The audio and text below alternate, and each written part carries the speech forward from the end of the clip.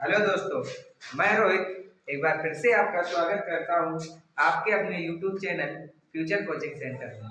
हमारी तरफ से आज सभी को 75वें रिपब्लिक डे की बहुत बहुत शुभकामनाएं। और आज जो टॉपिक है, हेलो दोस्तों, मैं रोहित एक बार फिर से स्वागत करता हूं आपके अपने YouTube चैनल फ्यूचर कोचिंग में। जैसा कि आपको पता है कि आज 75वां गणतंत्र दिवस है। हमारी तरफ से आप सभी को बहुत बहुत ढेर सारी शुभकामनाएं।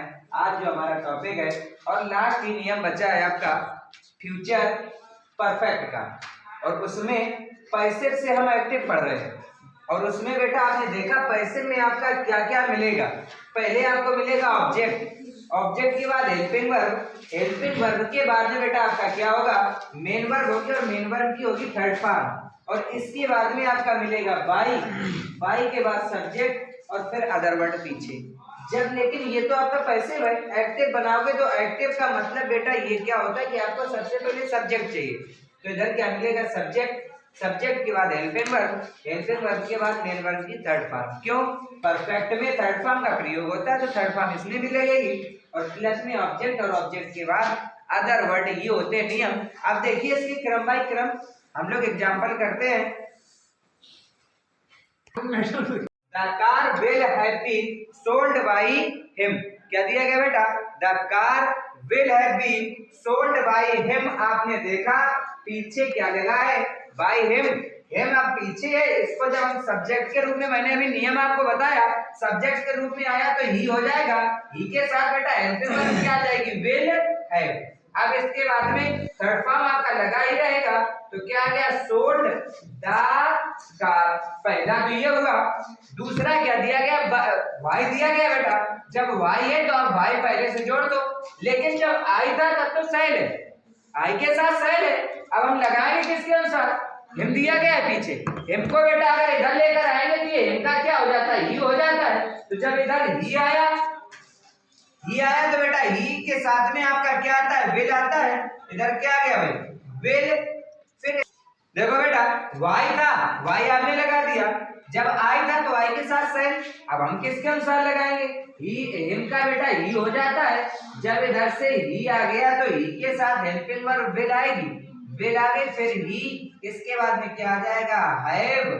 फिर जो आपका दिया गया गिवन थर्ड फॉर्म, वो तो आप लिखा ही रहने दोगे।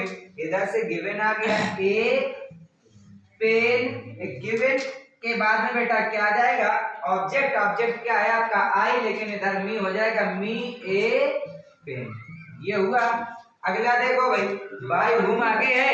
जब बाय हुम है तो इसको हम क्या कर देते हैं, हु कर देते हैं। हेल्पिंग वर्ब यू के अनुसार लगी है, फिर भी हु भी आपका क्या है बेटा, सिंगुलर है, अदर में है। आई और वी के साथ सिर्फ सेल हैव आता है, बाकी सभी के साथ में हम क्या लगाते हैं, विल हैव लगाते हैं। तो इधर क्या आ जाएगा बेटा, विल हैव। फिर क्या आ जाएगा, क्रिया, क्रिया आपकी क्या दी गई बेटा, बीटेन, यानी जो पीटना होता है। और इसके बाद में क्या, बीटेन।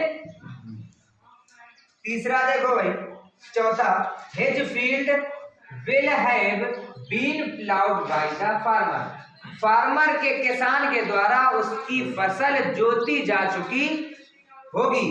बेटा अब आपने देखा इधर से हम बनाएंगे तो बाई को समाप्त किया, द फार्मर।